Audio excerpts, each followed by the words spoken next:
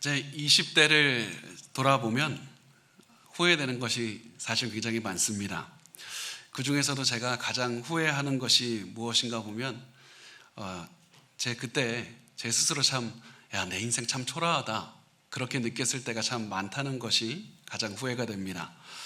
저 스스로도 굉장히 초라하다고 느꼈고 또 저 스스로도 굉장히 쓸모없는 인간이다 그렇게 생각할 때가 참 많았습니다.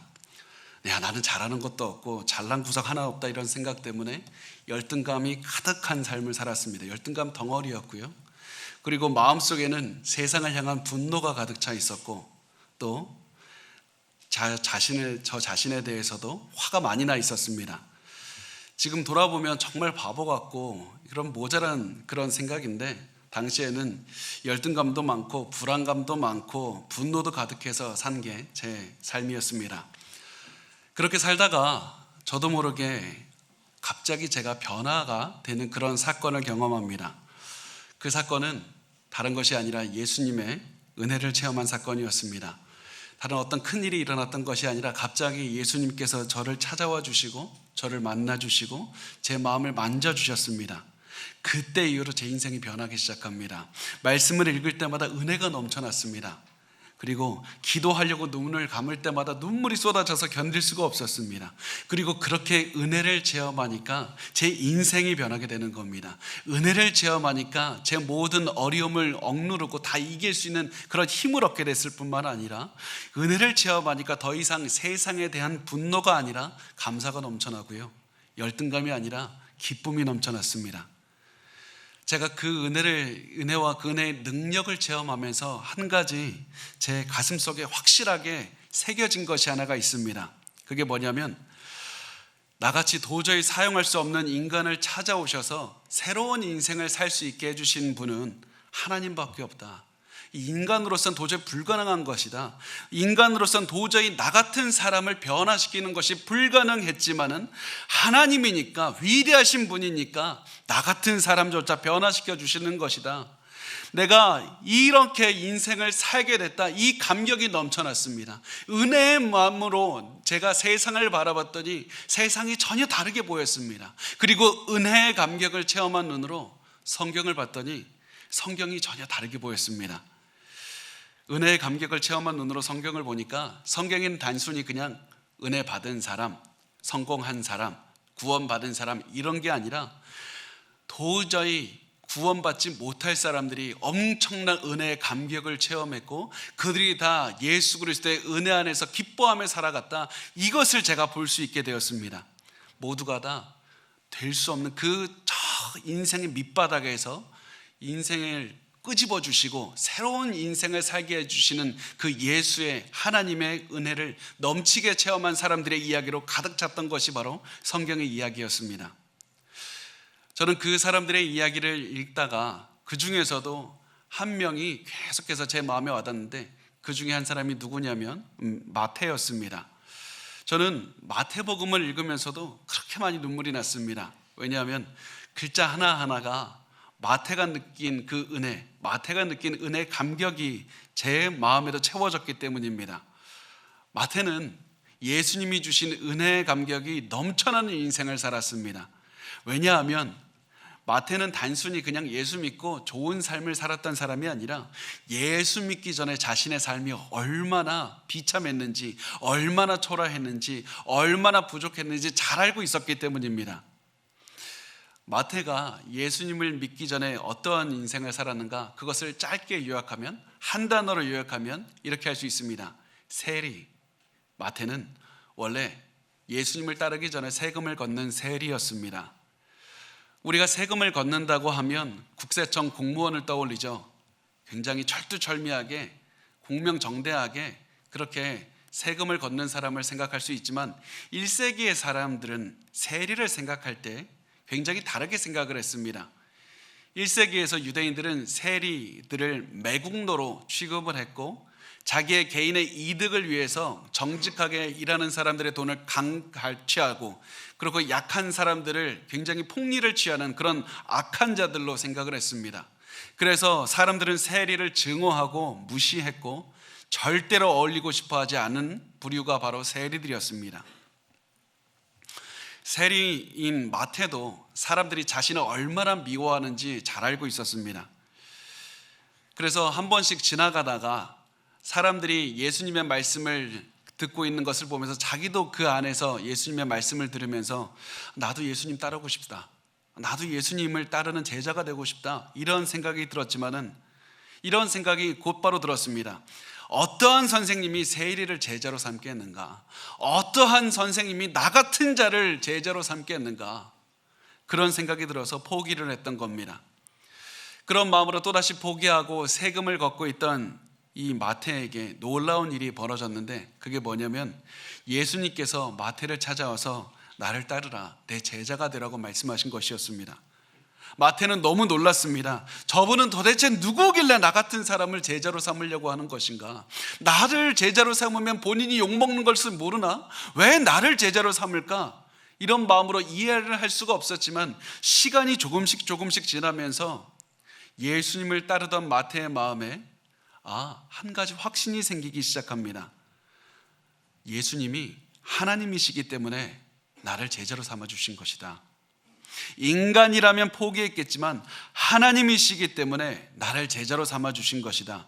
예수님은 이렇게 위대한 분이시기 때문에 나를 변화시키시고 나를 사용하신 것이다. 이것이 바로 마태가 예수님에 대해서 느끼는 감동이었고, 이것이 평생 마태를 움직이는 힘이었습니다.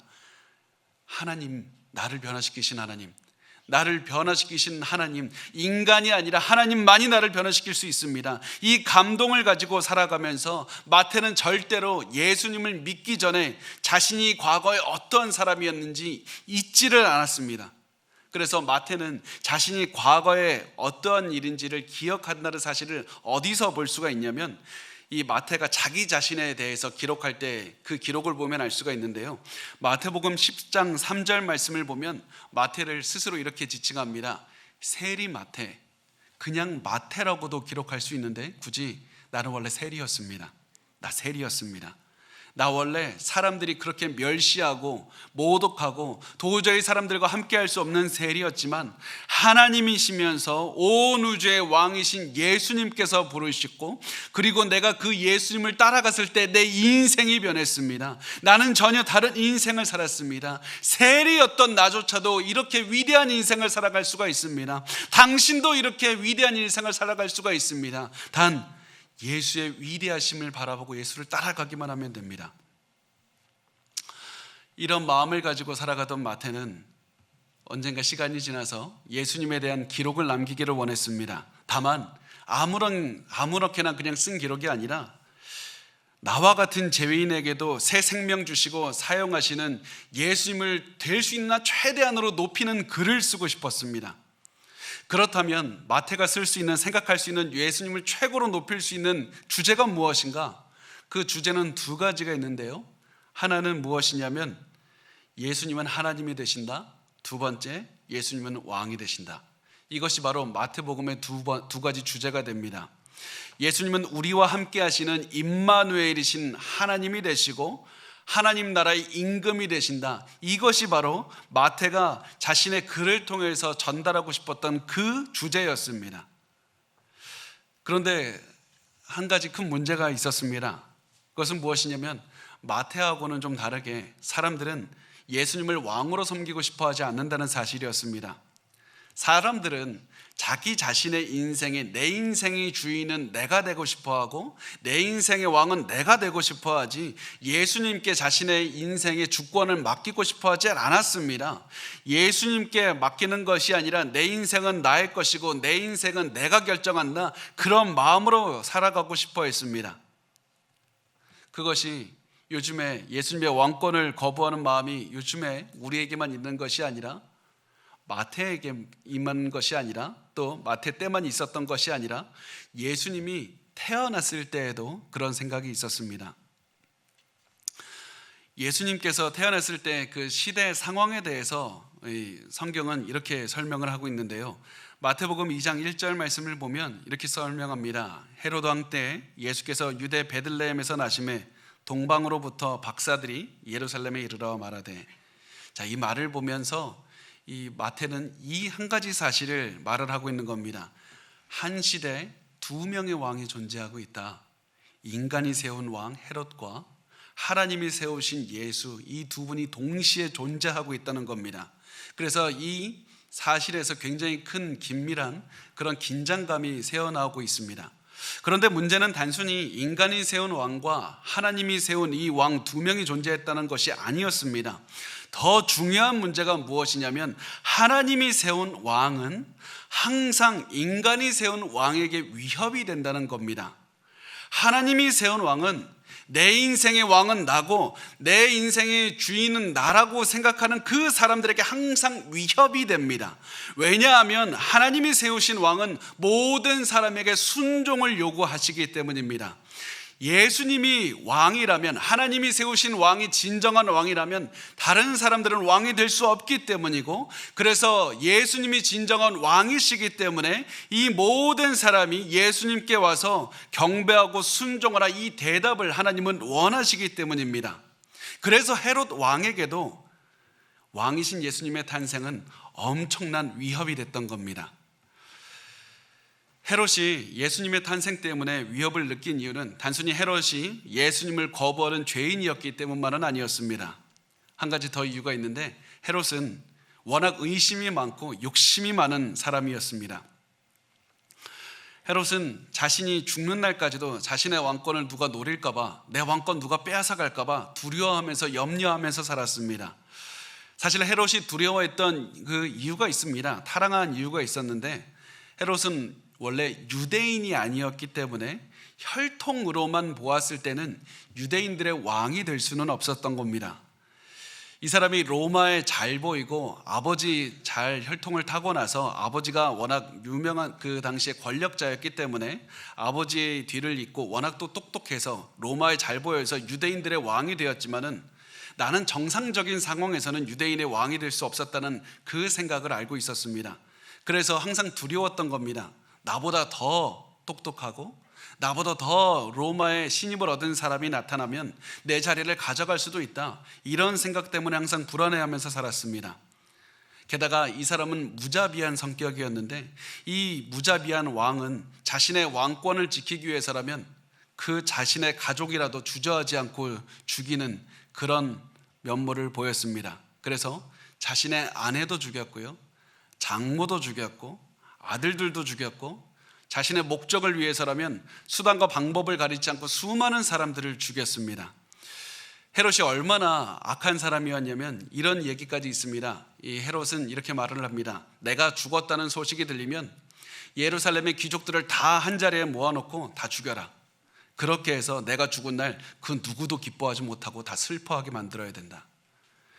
헤롯은 절대로 자신의 왕의 자리를 예수님께 양보할 수 없을 뿐만 아니라 사악하고 악랄한 사람이었습니다. 그러던 어느 날 헤롯 왕에게 동방에서 박사들이 찾아왔습니다. 우리 그 말씀을 1절과 2절 같이 읽어보겠습니다. 시작. 헤롯 왕 때 예수께서 유대 베들레헴에서 나심에 동방으로부터 박사들이 예루살렘에 이르러 말하되, 유대인의 왕으로 나신 이가 어디 계시냐? 우리가 동방에서 그의 별을 보고 그에게 경배하러 왔노라 하니. 동방에서 찾아온 박사들이 있다고 합니다. 그래서 박사라는 말을 보니까 우리가 뭐 박사학위 얻은 사람들, 똑똑한 사람들인가 보다 이렇게 생각을 하는데, 사실 내용은 조금 다릅니다. 박사를 그 그리스 헬라어로 보면 마구스라고 할 수 있습니다. 그리고 마구스들에 대해서는 성경에서는 자세하게 나오질 않지만은 그 성경 밖에 역사학자인 헤로도토스, 스트라본 아니면 플루타르코스, 이 사람들의 기록을 보면 마구스들에 대해서 좀 나오는데요. 이 사람들은 바벨론 제국과 페르시아 제국에서 제사장을 했던 사람들이라고 기록을 합니다. 이들은 왕에게 여러 가지 조언을 했고, 왕의 꿈을 해석을 했고, 또 별의 움직임을 관찰해서 미래를 예측하는 사람들이었습니다. 별의 움직임을 관찰해서 미래를 예측한다고 하니까 점성술사 아닙니까? 그 사람들 마치 수정구슬을 갖다 놓고 이렇게 점치는 사람들 아닙니까? 그렇게 생각을 할 수가 있는데, 그 말은 절반만 맞은 겁니다. 왜냐하면 그들이 분명히 점을 치는 사람들인 것은 맞았습니다. 그렇지만 별을 보고 이 땅에서 일어나는 것을 예측하는 것이 그 당시 사회에서는 그것이 과학이었고요, 최첨단 철학이었고 최고의 학문이었습니다. 그래서 마구스들은 단순히 그냥 점성술사 그런 사람이 아니라 그 시대의 가장 엘리트들 중에 엘리트들이었다고 보는 편이 훨씬 맞습니다. 마구스들이 했던 여러 가지 일들이 있었는데 그 중에서 가장 중요한 일을 꼽자면 그 중에 하나가 왕을 선택하는 일이었습니다. 누구든지 마구스의 인정을 받지 못하면 왕으로서 인정을 받지 못하고 왕으로서의 업무를 수행하지 못했습니다. 그래서 보통 마구스들을 영어로 뭐라고 표현하냐면 그 킹메이커라고 이렇게 표현을 합니다. 이 사람들은 킹메이커, 왕을 인정하는 사람들이었습니다. 그만큼 마고스들은 이 사회에서 굉장히 중요한 사람들이었습니다. 이런 마고스들에게 엄청난 영향을 준 사람이 누구였냐면 다니엘이었습니다. 마고스들이 바벨론의 영향 아래에서 살아갈 때 이들을 한때 지휘했던 사람이 다니엘이었는데, 다니엘은 그 당시 사람들에게 구약 성경을 가르치면서 메시아의 탄생에 대해서 알려주었을 것이다, 이렇게 학자들은 생각을 합니다. 그래서 다니엘의 가르침을 받은 이후로 이 사람들은 비록 완벽한 지식은 아니지만 구약 성경을 매일 연구하면서 메시아의 탄생을 기다리고 있었던 겁니다. 그런데 어느 날 하늘에서 한 별이 나타납니다. 이 별은 도대체 무엇일까요?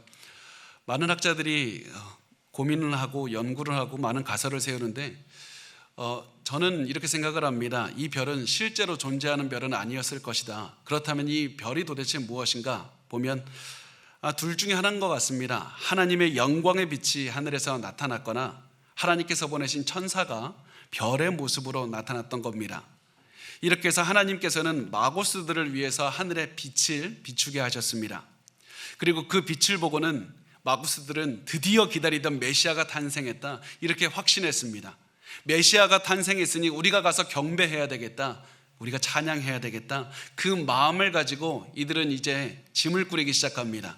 말을 탔고 그리고 수백 명의 군대, 아니면 1000명이 넘는 군대를 이끌고 1000km가 넘는, 아니면 1400km도 넘는 그런 길을 여행을 해서 예루살렘까지 왔을 겁니다. 이들은 예루살렘으로 오면서 이렇게 생각했던 것 같습니다. 예루살렘에 사는 왕족들 중에 새로 태어난 아이가 있을 것 같다, 그 아이가 바로 이 유대인의 왕인 것 같다, 이렇게 생각을 한 것 같습니다. 그래서 이들은 이 예루살렘의 궁전에 있는 헤롯 왕에게 가서 이렇게 물어봅니다. 얼마 전에 태어난 유대인의 왕이 어디 있습니까? 그런데 그 질문을 들은 헤롯 왕은 엄청나게 충격에 빠졌습니다. 왜냐하면 헤롯은 자신의 자식을 죽이면서까지 이 유대인들의 왕은 나 자신으로, 나만 유대인의 왕이 되고 싶어 했기 때문이었습니다.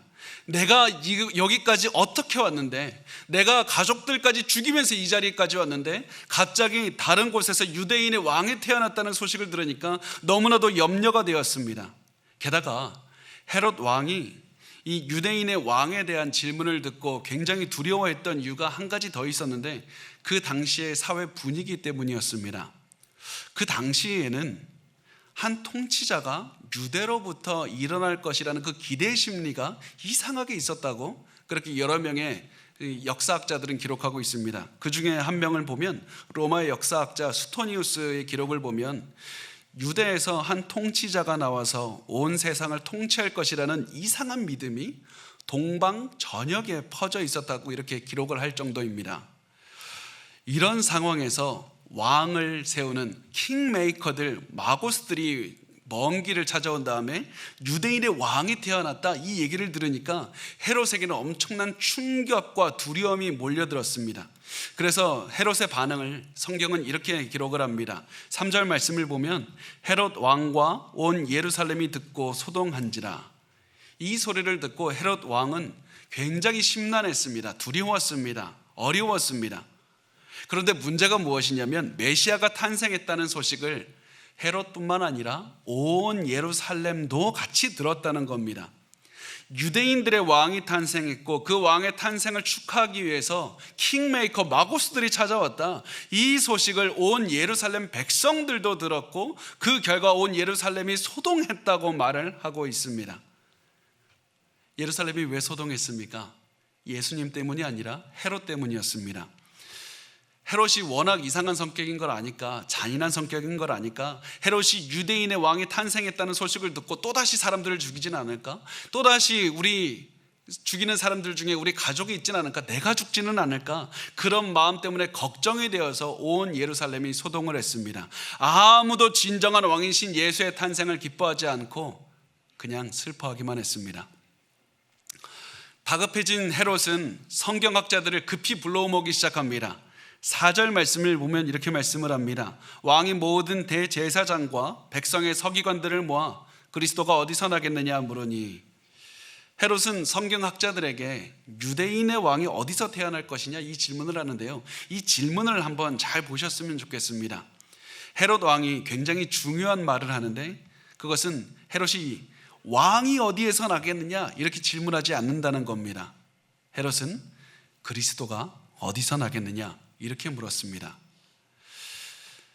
마구스들은 분명히 유대인의 왕에 대해서 물어봤는데, 헤롯은 헬라어로는 그리스도의, 아니면 히브리어로 하면 메시아에 대해서 물어봤다는 겁니다. 메시아가 어디서 태어나겠느냐. 이것이 왜 중요합니까? 그 이유는 메시아는 단순히 인간 구원자를 의미하고 있는 것이 아니기 때문입니다. 메시아는 하나님이 보내신 구원자를 의미하기 때문입니다. 메시아는 하나님이 선택하셔서 보내신 사람입니다. 그래서 이 헤롯이 메시아가 어디서 나겠느냐 이 질문을 했다는 것을 보고 우리가 내릴 수 있는 결론이 무엇이냐면, 헤롯은 지금 자신이 하나님의 뜻을 거스르고 있다는 사실을 너무나도 잘 알고 있었다는 것입니다. 헤롯은 자신이 지금 하나님에 거슬러서 하나님이 선택한 사람과 대적해서 싸우려고 하고 있다는 사실을 알고 있었습니다.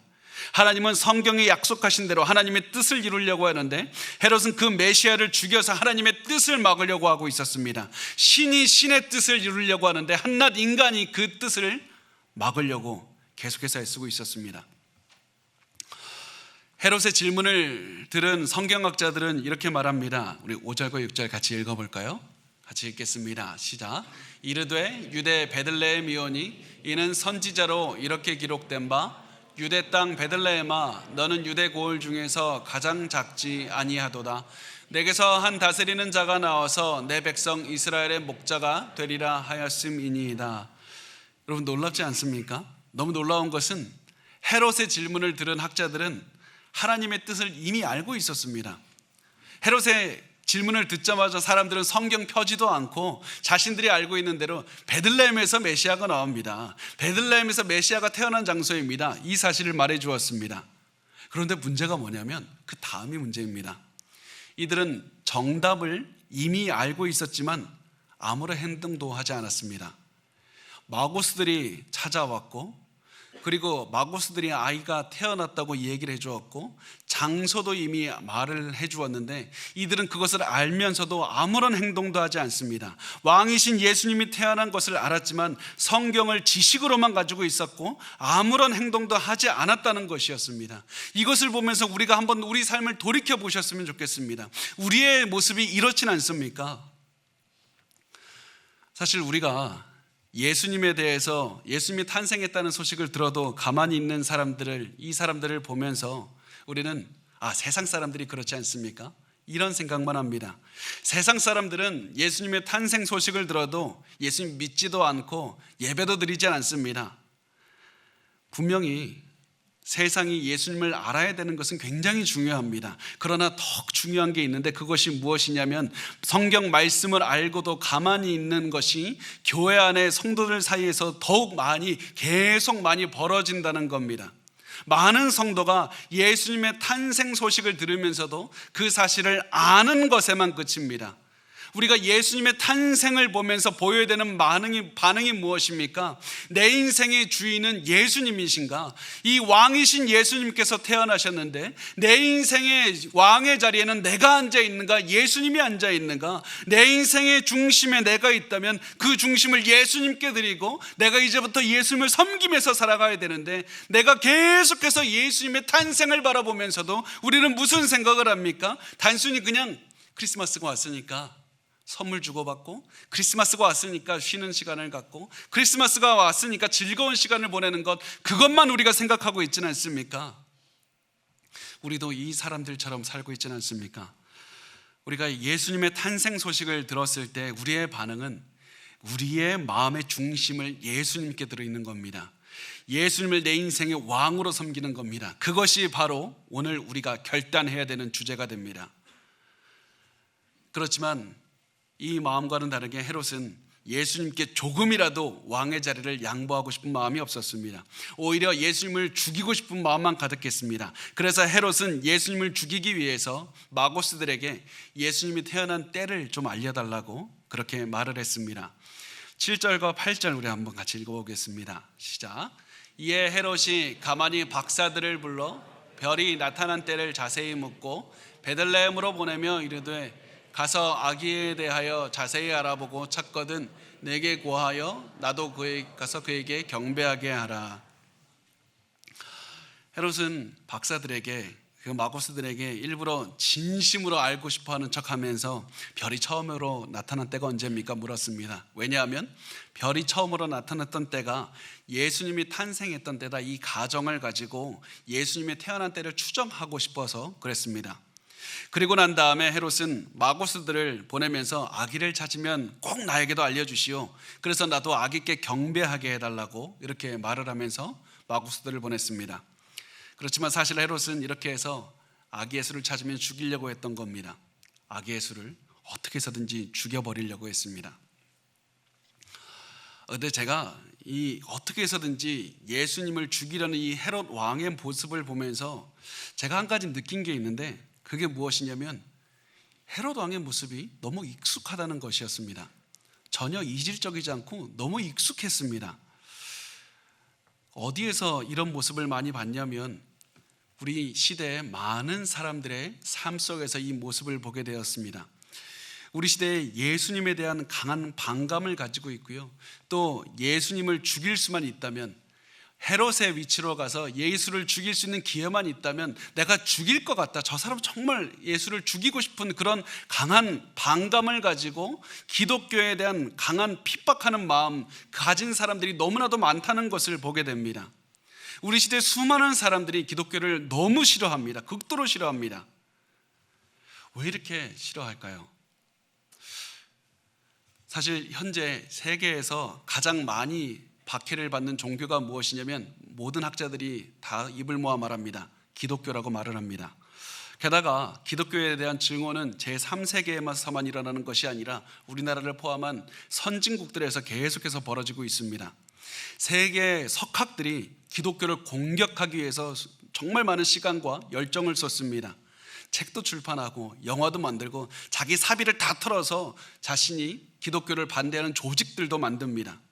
저는 사실 이런 그 행동을 이해할 수가 없었습니다. 왜냐하면 지금까지 기독교가 인류 역사에 공헌한 것이 너무나도 많기 때문입니다. 분명히 잘못한 것도 있겠지만은 잘한 것이 훨씬 많습니다. 정말 수많은 과학자들을 배출했고 정말 많은 발전들을 이루었던 것이 기독교였습니다. 그리고 지금도 수많은 교회들이 알게 모르게 누구보다도 더 많이 봉사하고 더 많이 구제합니다. 그런데도 불구하고 사람들은 기독교를 증오하고 예수를 너무나도 증오합니다. 단순히 사람들은 예수가 거짓이고 성경이 거짓이니까 그랬기 때문에 교회를 증오합니까? 그렇지 않습니다. 세상에서는 훨씬 말도 안 되고 이상한 종교를 믿는 사람들도 많은데 사람들은 그들을 증오하거나 공격하지 않습니다. 그렇다면 굳이 왜 예수에게만 오면 사람들이 예수를 죽이고 싶어하고 예수를 증오하고 교회를 핍박하고 공격합니까? 그 이유가 무엇이냐면 바로 오늘 우리가 나누는 말씀의 정답이 있습니다. 예수가 왕이기 때문에 그렇습니다. 예수가 왕이기 때문에 사람들은 기독교를 극도로 증오하는 겁니다. 사람들은 모두 헤롯 왕처럼 내가 내 인생의 왕이 되고 싶은데 성경은 예수가 왕이 되어야 된다고 하니까 그러니까 교회를 증오하는 겁니다. 예수가 내 인생의 주인은 나라고 주장하는 모든 사람들에게 위협이 되는 존재이기 때문에 교회를 미워하는 겁니다. 예수님이 이 땅에 탄생했다는 사실은 우리에게 두 가지 중에 한 가지를 선택하라고 반드시 요구하고 있습니다. 너의 인생의 왕은 너 자신인가 아니면 예수 그리스도이신가? 만약에 예수님이 왕이라면 당연한 사실은 우리는 왕이 아니라는 겁니다. 여러분은 왕이 아닌 겁니다. 예수가 내 인생의 왕이라면 나는 앞으로 예수가 요구하는 대로 살아야 된다는 사실입니다. 그래서 우리가 항상 내 인생의 왕은 누구인지 생각하고, 만약에 내 인생의 왕이 예수라면 우리도 마구스를 따라서 먼 길을 떠나서 예수께 경배하며 찬양하며 살아야 된다는 그 사실을 기억하셔야 됩니다. 헤롯의 궁전을 떠난 마구스들은 또다시 예수님을 찾아 길을 나섰습니다. 그 말씀이 9절에서 10절에 나와 있는데요, 박사들이 왕의 말을 듣고 갈새 동방에서 보던 그 별이 문득 앞서 인도하여 가다가 아기 있는 곳 위에 머물러 서 있는지라 그들이 별을 보고 매우 크게 기뻐하더라. 이 사람들은 이제 어떻게 가야 되나, 어디를 가야 되나 궁금했을 겁니다. 그런데 이들에게 갑자기 빛이 또다시 나타나서 길을 인도했습니다. 그리고 그 빛은 아기 예수가 있는 집 위에 머물렀습니다. 이때는 아기 예수가 구유에 있은, 그런 태어나자마자 구유에 있던 그때가 아니라 태어난 지 어느 정도 1년 정도가 지난 때였습니다. 그래서 아기는 구유에 있지 않고 요셉과 마리아가 친척집에서 작고 허름하고 누추한 친척집에서 같이 살고 있었을 겁니다. 그리고 그 모습을 11절에 이렇게 말합니다. 우리 같이 읽어보겠습니다. 시작. 집에 들어가 아기와 그의 어머니 마리아가 함께 있는 것을 보고 엎드려 아기께 경배하고 보배압을 열어 황금과 유향과 몰약을 예물로 드리니라. 마구스들이 작고 초라한 집을 방문했습니다. 요셉과 마리아가 화려한 옷을 입고 수많은 군대를 거느리고 문 앞에 서 있는 마구스들을 보고는 엄청 놀랐을 겁니다. 더욱 놀라웠던 것이 있는데, 그게 뭐냐면 이 마구스들이 그 작고 초라한 집에 들어가서 아기를 보고 경배했다는 것이었습니다. 경배했다는 말은 헬라어로 프로스쿠네오라는 단어인데요, 이 프로스쿠네오라는 단어는 엎드려서 입을 맞추다, 엎드려서 경외심을 표하다, 이런 의미입니다. 더욱 중요한 게 뭐냐면 신약 성경에서 이 단어를 사용할 때는 하나님께 경배하고 하나님께 예배할 때 사용한다는 사실입니다. 그래서 마구스들이 지금 하나님께 예배하듯이 아기 예수께 경배했다는 사실을 보여주고 있습니다. 마구스들은 자신들이 할 수 있는 최고의 예배를 드리고 있었습니다. 성경은 왕을 선택하는 킹메이커들이 자신의 최고의 예후를 다해서 예수님께 경배하는 모습을 보여주면서 예수님께서 진정한 왕이 되신다, 단순히 유대인의 왕이 아니라 이방인의 왕이 되신다는 사실을 보여주고 있는 겁니다. 그런데 마구스가 별을 보고 먼 길을 달려와서 작은 집 안에 있는 예수께 경배했다는 그 사실은 예수님에 대해서 한 가지 사실을 더 보여주고 있습니다. 그것이 무엇이냐면 예수님은 왕이신데 은혜가 많으신 왕이라는 사실입니다. 예수님은 마구스들의 경배를 받아주셨기 때문에 그렇습니다. 하나님은 이들이 경배하지 못하게 하실 수도 있었습니다. 왜냐하면 아무리 마구스가 대단한 신분을 가지고 돈이 많고 사람들의 많은 존경과 두려움을 가지고 있어도 이들은 여전히 죄인들일 뿐이기 때문입니다. 게다가 이들은 이방인들입니다. 이들은 당연히 죽어야 마땅한 사람들입니다. 그렇지만 하나님께서는 이들에게 별을 보여주셨고 경배하도록 아기 예수께 이끌어 주셨고, 그리고 이들의 경배를 받아주셨습니다. 보잘것없는 이방인들의 예배를 받아주신 겁니다. 그래서 이 사실을 보고 알 수 있는 것은 예수님은 이방인 죄인들의 예배까지 받아주시는 은혜가 많으신 왕이 바로 예수 그리스도가 되신다, 이 사실을 보여주고 있습니다. 그리고 이 은혜의 시각으로 예수의 탄생을 생각하면 정말 놀라운 사실 하나를 더 발견할 수가 있는데요, 그게 무엇이냐면 예수님 주변에 있던 그 누구도 왕이신 예수님께 어울리는 것이 하나도 없었다는 겁니다. 작고 초라하고 누추한 이 집안에서 예수님을 안고 있었던 마리아는 10대 어린 소녀였고요, 또 가난한 아버지 요셉이 옆에 있었고, 이방인 마구스들, 그들이 보기에는 멋있는 옷을 입었다고 했겠지만 어떻게 보면 우스꽝스러운 이상한 옷을 입은 마구스들이 옆에 서 있었습니다. 모두 위대한 하나님이자 왕이신 아기 예수께 어울리지 않는 사람들이었습니다. 그렇지만 너무나도 놀라운 사실은 예수님께서는 이런 이상한 사람들, 죄인들 사이에 오기를 원하셨다는 사실입니다. 왜냐하면 예수께서 이끄시는 하나님의 나라는 이렇게 보잘것없고 죄인들이 가는 곳이기 때문입니다. 예수님의 은혜가 아니면 도저히 구원받을 수 없는 사람들, 그 사람들이 가는 곳이 바로 하나님의 나라이고, 이 나라에 보잘것없는 사람들의 왕이 바로 예수 그리스도시기 때문입니다. 그래서 예수님은 이 땅에 사시는 동안에 계속해서 보잘것없는 죄인들을 찾아다니셨습니다.